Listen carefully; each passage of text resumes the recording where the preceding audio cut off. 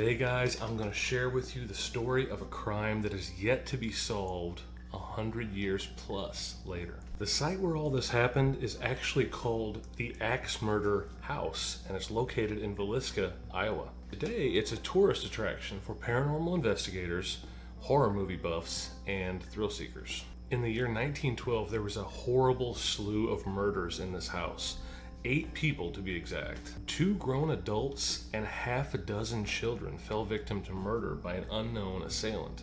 Every person was killed by an axe, all with fatal head wounds. In the mid-90s, this house was revamped to be exactly like it was in 1912, and that's when it became a tourist attraction that you can shell out about $400 to stay the night in. And guess what? Here's one guy that won't be going there. Guests have often reported hearing and seeing things that were a little bit strange there. 2 of the most commonly reported experiences are seeing a man with an axe and hearing the screams of kids in the halls and in the rooms. Me no likey. Roughly 7 years ago, one of these experiences ended up being much, much worse. A man named Robert Stephen Larson, a man in his 30s, was visiting the house from Wisconsin with his friends when something truly unbelievable occurred. His buddies found him with serious stab wounds that appeared to be self-inflicted. He was taken to the hospital, but then transferred to another hospital for treatment. Upon investigation, the sheriff's office concluded that he had stabbed himself somewhere around 1 a.m., and this is when the murders had happened in 1912. Was this coincidence or something more sinister? Now, Larson actually survived, but he has never spoken about what happened. A woman named Martha Lynn owns the home, and she was very concerned about this happening. She didn't want people to think that they were in danger if they came to visit the house. Sources say you can still visit this house, but last time I checked, it's temporarily closed. The Villisca axe murders took place between late June 9th and early June 10th, 1912. There were 6 family members and 2 house guests that lost their lives that night. There was a very in-depth investigation and more than one person who was a suspect in this heinous crime. In fact, one person went through 2 trials, and the result was a hung jury and then an acquittal. To this day, nobody knows for sure who committed these murders. The Moore family members were listed as being the father, Josiah, and the mother, Sarah, 43 and 39 years old. Their children were Herman, 11, Mary, 10, Arthur, 7, and Paul, 5 years old. This was a well-known and wealthy family of that time. On June 9th, Mary, the 10-year-old, invited Ina May, 8, and Lena Stillinger, 12, over for the night. That night, they all attended church where they were holding a Children's Day program. This program ended shortly before 10 p.m. The family and the aforementioned Stillinger sisters got back to the house about that time. Early the next morning, there was a neighbor named Mary Peckham who noticed that the family did not come out like they usually do to work around the house. She tried to knock on their door and even tried to open it, but it was locked. This is when she contacted Ross Moore, who was Josiah's brother. After he attempted the same thing Mary did, he unlocked the door with a key he had been given previously. The first room he investigated is where he discovered Ina and Lena Stillinger's bodies. Moore instructed Mary to call the peace officer, a man named Hank Horton. Hank found that every person had been slain in the house with an axe that belonged to Josiah, and it was found still in one of the rooms. Now, the doctor's best guess at that time was that the murders occurred somewhere between 12 a.m. and 5 a.m. As if this story wasn't creepy enough, multiple cigarette butts were found in their attic. And so it's assumed that the person responsible for this just casually waited up in the attic, smoking cigarettes and waiting for the members of the household to go to sleep. Whoever did this started in the master bedroom where Josiah and Sarah slept. The father, Josiah, had been struck with the axe more than anybody else, and for whatever reason, he was missing his eyes. Another very strange thing about this is that the sharp end of the axe was used on Josiah, but the blunt end was used on everyone else. After all the murders had been carried out, the killer returned to the parents' bedroom to inflict more blows upon them. I don't know about you, but my first thought was, how are all these murders being carried out without anybody else hearing it in the house? It is believed that Lena was awake and tried to fight back, given her position on the bed and a wound on her arm. and unfortunately there was also other evidence that the killer tried to take advantage of her. Now, there were a lot of suspects for this murder. Loving Mitchell, Henry Lee Moore, William Mansfield, Reverend George Kelly, who was tried twice for the murder, and Frank F. Jones. Everybody was being looked at. There was even a man named Andrew Sawyer, who wasn't even linked to the crime. His name just kept coming up, so they suspected him. There was a man named Tom Dyer from Burlington who happened to be a foreman in that area. He said that Andrew Sawyer showed up at his work site in the early morning hours right after the murders. He was dressed very nice and clean cut, but his shoes were all muddy and his pants were wet. It was as though he walked through a swamp or something, but he inquired about a job and was hired. When their crew went to Fontanelle, Sawyer got himself a newspaper and secluded himself to read it. He seemed just a little bit too interested in the murders, according to Dyer.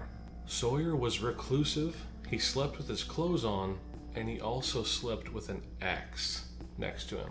He kept asking, has anybody been caught? Has the killer been found? And to everybody who witnessed this, it seemed more than a little bit strange. Dyer finally had enough of his suspicious activity because he said he thought he might be a suspect in the murders, and that's why he left the area. So Dyer turned him in.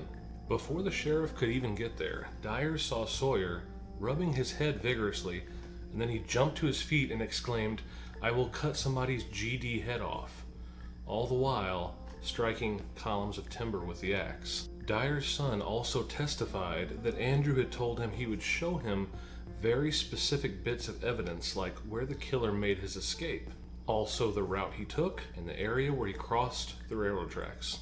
Oddly enough, Sawyer was dismissed as a suspect when he presented a valid alibi. A sheriff in another town had arrested him for vagrancy and sent him away on a train late that night. And so it was proven he couldn't have been on the scene at the time the murders took place. Now back to Reverend George Kelly. He was a strange and troubled man by all accounts, and there were many reasons to believe he may have been involved. For example, he suddenly left town in the early morning hours after the murders and was acting very suspicious. Get this, he actually confessed to the murders, but the jury did not believe his confession. Not long after that, George Kelly began to display an unnatural fascination with the murders, much the same way Andrew Sawyer did. He carried out some pretty incriminating actions, such as saying he possibly witnessed the murders. But since he was mentally ill, they couldn't trust what he was saying, so the authorities dismissed this as a bunch of nonsense. 2 years later, Kelly was locked up for sending dirty things through the mail to a woman that he knew from his work.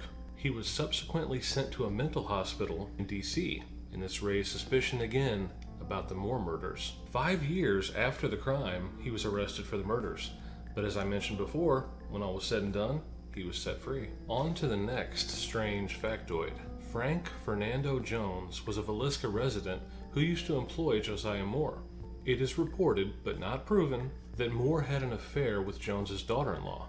It was speculated that this could have been motive for exacting some sort of revenge. Now, on to William Mansfield.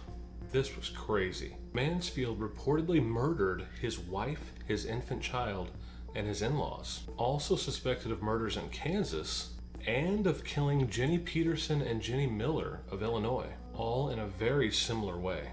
Mansfield himself had an alibi that checked out as well. Upwards of a year earlier, there was a similar case, an axe murder just like these, in Colorado Springs. Multiple axe murder cases happened later in Kansas, and there were multiple similarities that started to raise the question, could these all be due to the same killer? This is where it gets even more strange. There were actually many other murders around that same year close to the Southern Pacific Railroad. Weapon of choice? An axe. Ever hear of the Axeman of New Orleans? Now, I used to think such heinous crimes were a very rare occurrence, especially 100 years ago. These crimes in Colorado Springs were eerily similar to the Moore murders. Mr. and Mrs. H.C. Wayne, their child, and a woman named A.J. Burnham were found murdered with an axe as well. And just like in the case of the Moore tragedy, sheets were hung over the windows so nobody could see in. Precisely like in Villisca, the axe was wiped clean and the heads of the bodies were covered up. Incidentally, a lot of authorities in that time frame suspected that Mansfield was a serial killer and also a cocaine user. not something you ran into as often back then. Suspicions were very high around Mansfield at this time. There was a whole family in Blue Island, Illinois that was killed in the summer of 1914. Not to mention the Kansas killings and the killings of Jenny Peterson and Jenny Miller in Aurora, Illinois. Oddly, both of their names were spelled Jennie. In each of the murders, there were a lot of striking similarities other than just the use of an axe. Let's look at some of these. The mirrors in the homes were covered up. A lit lamp with the glass shroud removed was left at the foot of each bed. Evidence was found in the kitchen sink that suggested the killer washed up there. Gloves were worn to prevent fingerprint evidence. This pointed to Mansfield, who had fingerprints on file at Leavenworth. Mansfield was brought in to be tried in 1916, but again, with an alibi.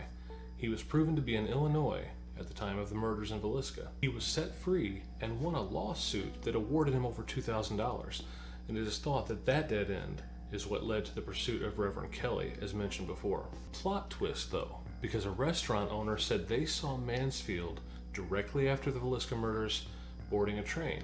If this was proven to be accurate, his alibi would then dissolve. Not only that, a lady named Vina Tompkins said she overheard 3 men discussing their plans to kill the Moore family, but proof of this is unavailable today.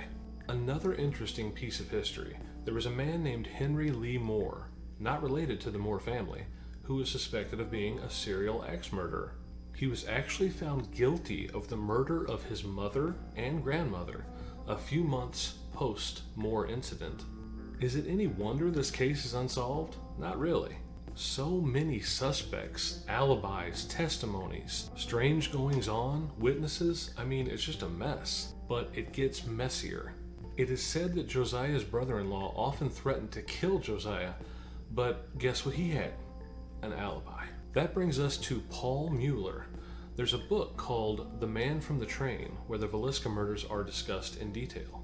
It is theorized that they are merely one part of many murders that were carried out by just one person. The authors come to the conclusion that it is Mr. Mueller, a possible German immigrant that they looked for over a year. He is the only suspect in a murder that happened in 1897. This family of victims was in Massachusetts, and they had given him work as a farmhand. Sounds like a movie, doesn't it? If you're curious about the scope of these killings, the ones that were later found to be suspiciously similar, the author found that there were killings of this style going on for over a decade, close to 60 victims and 14 different areas. So maybe this wasn't just one horrible night at that house. Maybe it was something much bigger, but just as mysterious. All of the families lived near railroad tracks. All of the killings were carried out after 12 a.m. while they were sleeping. Usually used the blunt side of the axe. The axe belonged to the victims, covered them with blankets prior to attacking them, covered the windows, and locked the doors. Many people consider the author's work to be the most comprehensive and probably accurate data concerning the murders to date. Well guys, I hope you enjoyed this unbelievable story as much as I did researching it. So, if you don't mind, click the subscribe button, and don't forget the little bell. When you click subscribe, you gotta click the bell too, otherwise you will not get notified of all uploads. So, until next time, I'll see you later.